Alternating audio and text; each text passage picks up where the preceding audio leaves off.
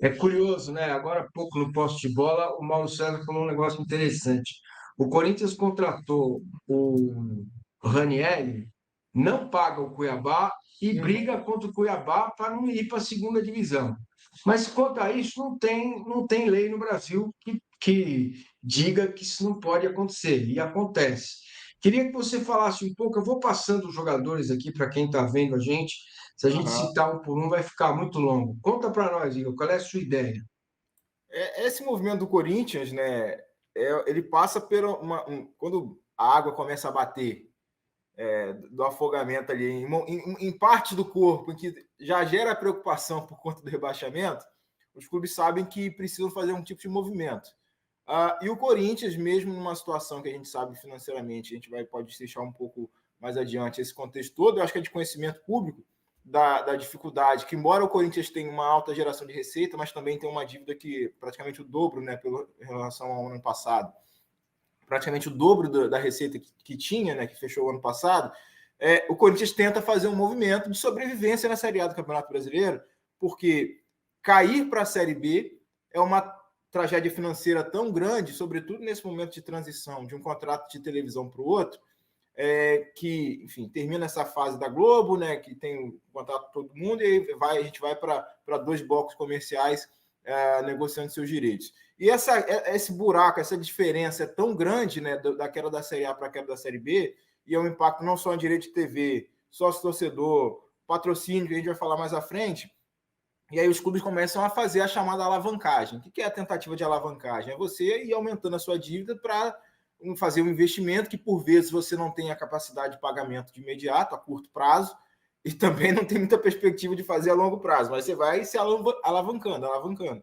E você vai fazendo movimentos no mercado, enquanto usando um pouco do crédito que você ainda tem, faz alguns tipos de questões, operações financeiras, tenta buscar um empréstimo aqui, acolá, e a gente pode, enfim, tratar um pouco disso também mais adiante, mas é uma tentativa de fazer um elenco ou formar um time para tentar sair do buraco e manter minimamente o patamar de receita, não só pela questão esportiva, né, de continuar sendo um clube de Série A, mas nessa questão financeira que a gente trata aqui no programa, tentar minimamente manter esse patamar em termos de geração de receita da temporada, como fosse um clube, né, como sendo um clube de Série A do Campeonato Brasileiro. Então, passa muito por isso, pelo Corinthians tentar brigar por títulos, não vai.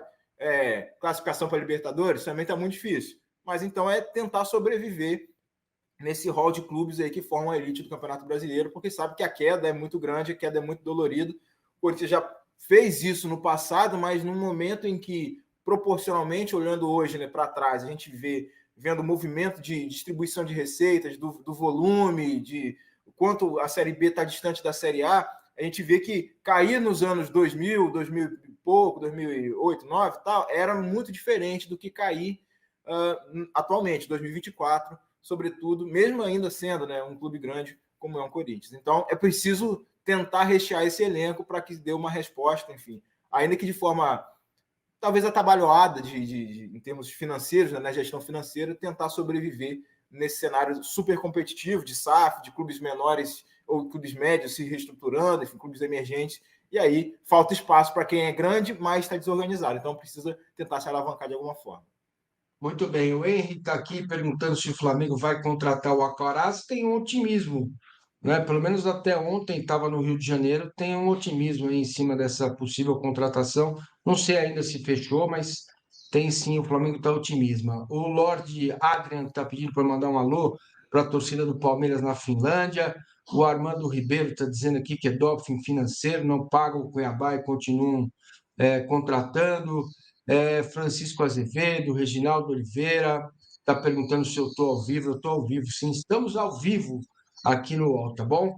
Ô Vessel, você que conhece bem as entranhas da Fazendinha, na Barra da Toure, o Corinthians, o Parque São Jorge, o CT Joaquim Grava, o Vessori, ele é uma espécie de zelador lá do Daniel Arena. Você pergunta um negócio para ele, ele sabe. Como é que é o ar-condicionado, ele sabe. Como é que troca o fusível da lâmpada da sala de imprensa, ele mesmo vai lá e troca. Ele conhece. há algum movimento diante de tanta turbulência, de tudo que tem sido a gestão Augusto Melo? E vem mais por aí, né? A polícia continua investigando aquela história da vai de bet, enfim. Isso a gente tem que esperar um pouco, com cautela, para saber o que vai acontecer em termos políticos de gestão. Mas você vê algum movimento? Porque eu sempre digo isso, para mim é surreal, surreal ver um clube como o Corinthians desse tamanho, né? Por exemplo, cara, a gente vê a negociação do Ranieri aqui, ó, 13,13 milhões por 60% dos direitos. Aí deverá pagar 2.600 por mais 10%. Se jogar 60% dos jogos em 24 ou 25. E o Cuiabá está cobrando 11 milhões da parcela em atraso, tem uma cláusula, tem multa, tem. Cara, o Corinthians se coloca numa situação, eu juro, cara, que é uma situação de muitos brasileiros, cara, que tem aí dívida e o cara vai, pega um pouquinho daqui, empresta do vizinho, vai para o cunhado, aí paga um pouco o cunhado, depois fica devendo para o vizinho. Eu, sinceramente, cara, eu não entendo você pagar 25 milhões do Pedro Raul, como a gente está vendo, 21 milhões por 60% do Mateuzinho. Ah, você consegue ver, eles têm noção disso? Ou estão indo, vamos que vamos? Como que isso vai parar? Em que lugar isso vai parar? Pois é, Massa. Primeiro é preciso só contextualizar por que o Corinthians está com 17 contratados e mais 2 aí podendo fechar, chegar a 19. É um número bem surreal para uma temporada. Porque a gestão anterior, ela simplesmente pensou na gestão anterior. Para ela não importava o que aconteceria a partir do Corinthians em 1º de janeiro de 24. Ela arrastou um elenco completamente envelhecido, com vários jogadores de final de contrato, terminando dia 31 de dezembro, e acabou quase lutando contra... Acabou não, lutou contra o rebaixamento. Então, era um elenco envelhecido, com fins de contrato, e que a torcida já não suportava mais ver vários daqueles jogadores. Entra uma nova gestão, você tem que renovar minimamente o elenco e você tem que repor. Não era contratação, era repor.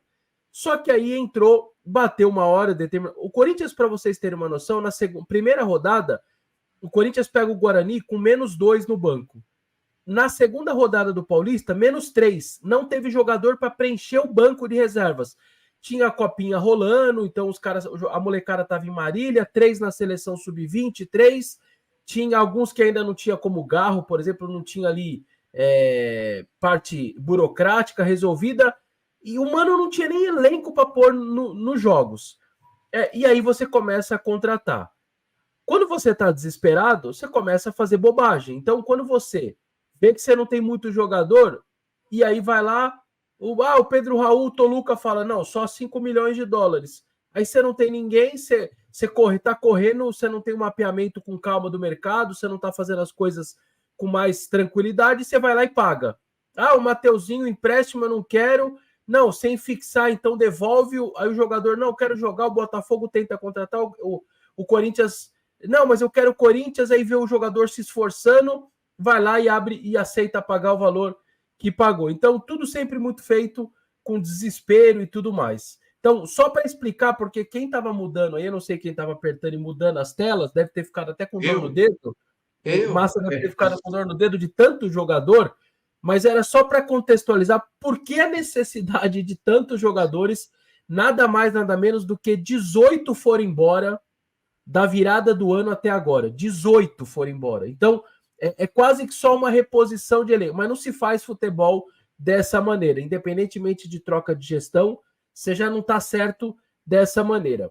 As duas janelas, a de janeiro feita de maneira abrupta, correndo e gastando certamente muito mais do que poderia gastar. 7 milhões de dólares no Félix Torres, 5 no Pedro Raul, enfim, tem alguns bons exageros ali. E agora a segunda janela de julho, com menos jogadores e gastando na prática também, menos do que gastou, fazendo com um pouco mais de critério, buscando jogadores mais compatíveis com a realidade financeira da instituição, que é uma realidade difícil, e o caso Ranieri é uma prova disso. O Corinthians contrata, o Cuiabá sabia que teria problema para receber, faz as duas cláusulas que eram necessárias, a primeira é de 30% de multa em qualquer uma das parcelas que estava atrasada, e grudar as parcelas posteriores naquela que atrasou. Pagou a primeira, faltou a 2, a 3 e a 4. Quando atrasa a segunda, o que o Cuiabá fez? 30% de multa na segunda, e a terceira e a quarta gruda na parcela 2 e ele pode executar. Por isso que estava 11 milhões que tem que pagar agora. Ou seja, esses 30%, bastava você ter pagado...